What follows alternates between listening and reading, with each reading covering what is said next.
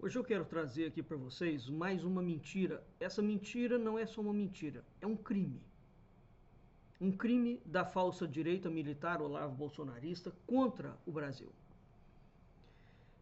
Você sabe o que é política fiscal?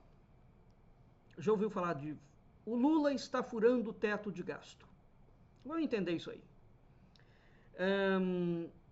Política fiscal, o que é política fiscal? Ela determina o gasto público, ou seja, como o gasto público será utilizado, né? Então, ela determina o gasto público de que forma? Ou seja, como o gasto público será utilizado, a forma do gasto público e o volume de dinheiro que ele vai destinar o recurso para cada área. Tem, sei lá, 20 ministérios, 30 ministérios, né? Uma coisa, então você tem o gasto público da esfera federal, o gasto público da esfera estadual e o gasto público da esfera municipal. O governo federal determina dinheiro para essas instâncias como um todo, né? Então, o gasto público é feito aonde? Basicamente em duas frentes. Uma frente chamada de gasto financeiro, outra frente chamada de gasto primário. O que é o gasto financeiro? O gasto financeiro é o dinheiro de pagamento dos impostos brasileiros recolhidos de pessoa física e pessoa jurídica, não é? Recolhidos e pagos para os bancos privados. Há 5 grandes bancos privados no Brasil. 5. Eu vou voltar nesse assunto daqui a pouco. Então, esse gasto é o gasto com juros e com o serviço da dívida pública. O que é o gasto primário? Ora, o gasto primário é exatamente todo gasto, todo investimento que o governo vai fazer nas instâncias para o Estado funcionar. Pagamento com funcionalismo público, melhora de rede de infraestrutura, saneamento básico, saúde, investimento em ciência e tecnologia, né?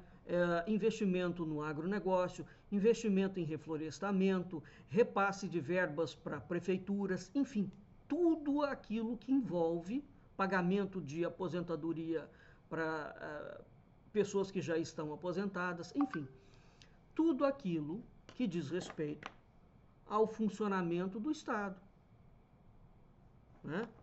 Entendeu? Gasto financeiro vai para banqueiro. Gasto primário é aquilo que permite que o Brasil seja funcionando. O que é o teto de gasto? O teto de gasto é quando você pega essas duas pilastras, não é? Que cujo dinheiro sai do orçamento geral e você vai distribuir o dinheiro do orçamento geral para essas duas frentes. Tá bem? A questão aqui é como é que o governo vai poder manter o Estado funcionando depois de 20 anos se o dinheiro não sequer pode acompanhar a inflação, no sentido da correção. Como é que faz? Então vamos voltar a um assunto que eu já conversei muito com vocês. O gasto financeiro. A doutora Maria Lúcia Fatorelli, né? Aliás, antes da doutora Maria Lúcia Fatorelli, o doutor Adriano Benagnon, eu já fiz muito programa de rádio sobre ele, falando exatamente sobre isso que eu estou colocando agora. O doutor Adriano Benagnon tem um artigo chamado Anatomia de uma Fraude à Constituição. Nesse artigo ele prova que na Constituição de 88, né, foi feita a inserção de uma cláusula fraudulenta, preste atenção a isso, a inserção de uma cláusula fraudulenta pelo Nelson Jobim, que era do PMDB na altura, um deputado que não era deputado constituinte. Ele entrou nos arquivos da Constituinte, fraudou a Constituinte e inseriu essa cláusula cujo espectro amarrava o Brasil de tal forma e transferia os recursos brasileiros para bancos, os recursos do Estado para bancos. E aquilo, com o passar do tempo, em 30 anos, levaria o Brasil a um colapso financeiro e institucional. O doutor Adriano Benagnon denunciou isto na década de 80. Pouco depois que a Constituição foi feita, a coisa caiu em águas de bacalhau. A doutora Maria Lúcia Fatorelli, quando ela vem falando que é preciso rever a política de gasto com a dívida pública, ela está falando exatamente sobre isso. Ela está falando sobre essa fraude que foi inserida pelo PMDB. No início da redemocratização, o PT não tinha nada que ver com aquilo. Nada que ver com aquilo.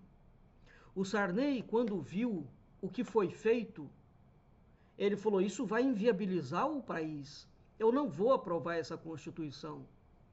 O Ulisses Guimarães meteu o pé na porta e falou, vai. O Congresso vai aprovar sim. Aprovou. Pois bem, depois, alguns anos depois, o Michel Temer, que era um dos constituintes na época, e já jactou-se de deixar uma outra cláusula na Constituição, onde ele cria a grande pátria grande para o Brasil, Michel Temer depois, na condição de golpista que tirou a Dilma Rousseff, mancomunado com os militares, o Michel Temer lança o projeto Uma Ponte para o Futuro, que é o projeto que prevê o teto de gasto do Brasil. Agora, esse projeto prevê teto de gasto para quem? Para o gasto primário, para o gasto do Estado. O gasto do Estado está contingenciado, está proibido de ser ampliado por 20 anos, sequer de ser corrigido. Entretanto, o gasto com a dívida pública e com o juro para bancos, ele está livre, ele não está submetido ao teto de gastos. Entendeu o que o Michel Temer fez? Agora vamos entender um outro ponto. Se a cláusula, e olha, o Tom Jobim, quem foi o Nelson Jobim? Nelson Jobim depois, esse bandido, ele foi ministro da Defesa, tá?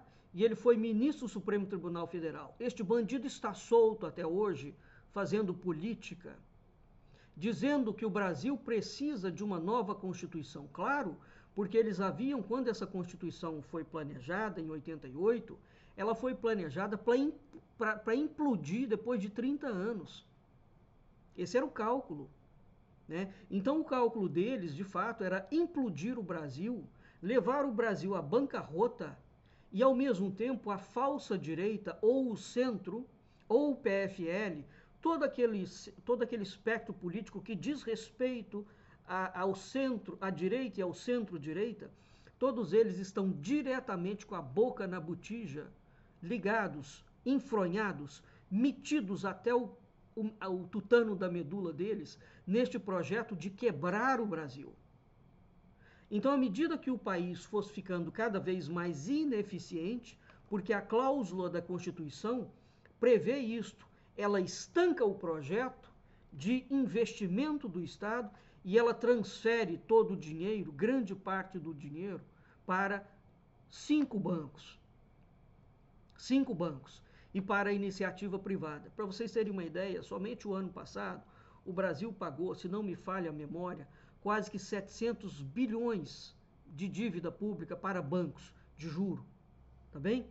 Este moleque bolsonarista que ocupa a presidência do Banco Central atualmente, este criminoso, neto de outro criminoso na época dos militares, que foi ministro igualmente, o Campos igualmente, este criminoso foi colocado aí exatamente para fazer o projeto, ajudar a criar o projeto de independência total do Banco Central,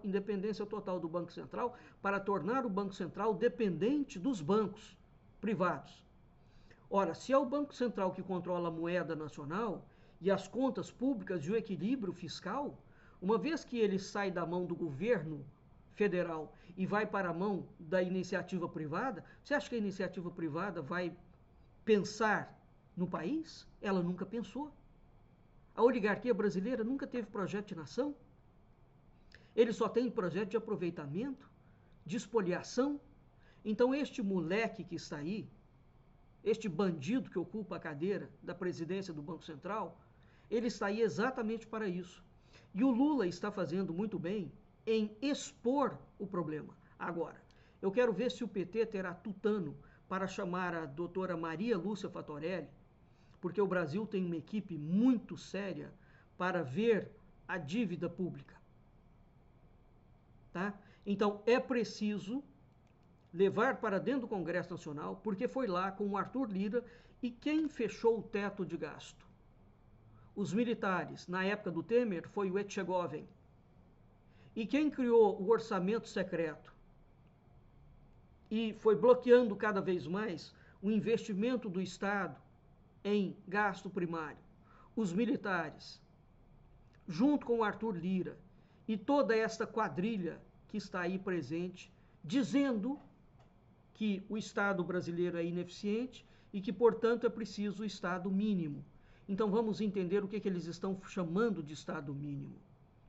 O Estado mínimo para eles é o seguinte: o governo não pode investir em saúde, em educação, em infraestrutura, em escola, em ciência e tecnologia, no agronegócio. Ele tem que deixar tudo, teoricamente, para a iniciativa privada, mas a iniciativa privada vai tirar dinheiro da onde? Do governo, do imposto. Só que ao invés de ir para o governo, ela vai direto para a iniciativa privada, para os bancos e para os amigos do rei, que controlarem e que tiverem acesso às boquinhas dentro do Banco Central. Aqui entra o terceiro aspecto. Então, quando você impede o país de desenvolver por 20 anos, tá bem? Quando você impede o desenvolvimento do país por 20 anos, é óbvio que você não tem dinheiro, é óbvio que o Estado começa a ser corroído. Ele vai cair nos pedaços. Quando ele vai cair nos pedaços, porque você não tem dinheiro para melhorar a escola, você não tem dinheiro para melhorar a estrada, você não tem dinheiro para fazer nada.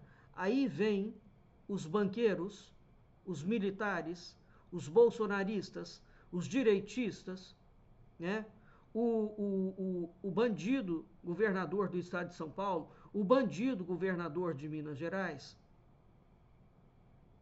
o bandido governador do Rio Grande do Sul, toda esta gente que está ligada à falsa direita, não é? Vem eles e falam, tá vendo? A culpa é da esquerda, que não sabe gerir o Estado. Não, o projeto do Nelson Jobim, do PMDB, e o PMDB estava atendendo a quem? O PT não tinha entrado no governo naquela época. Veja que nós estamos falando do início da redemocratização. O PT não estava no governo naquela época. O PMDB, quando inseriu essas cláusulas fraudulentas para levar o Brasil a um colapso institucional e financeiro, ele estava atendendo favores de qual esquema nacional e internacional? Então, o projeto que existe desde o início da redemocratização é de falir o Brasil. Uma vez que você leva o Estado brasileiro à falência, aí você pode falar, tá vendo? Nós precisamos do Estado mínimo e, portanto, podemos começar a vender a Petrobras, podemos começar a vender a Embraer, podemos começar a vender a Eletrobras, podemos começar a vender minérios estratégicos, a gente pode privatizar tudo, porque o Estado não dá conta de nada.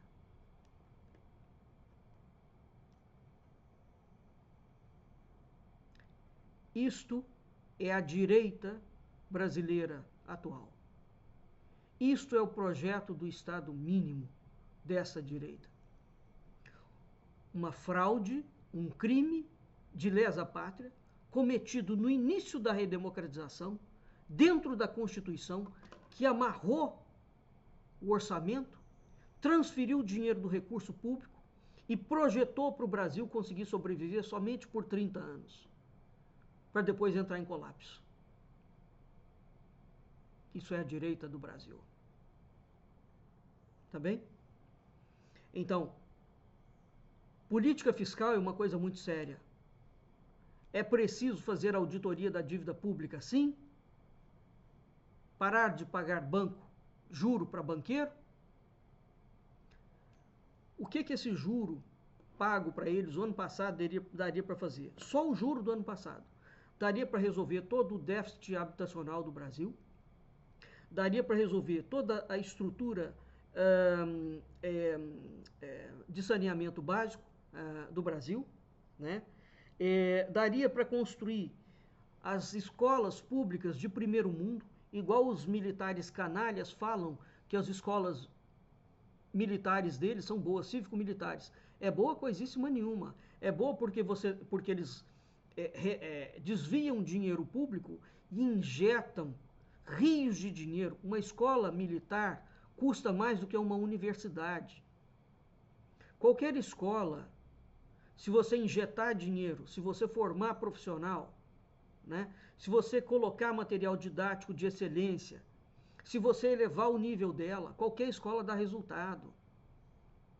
Não é escola militar porque ela é militar que dá resultado. Ela dá resultado porque esta corja apátrida desvia dinheiro do orçamento para eles e nas escolas deles eles investem.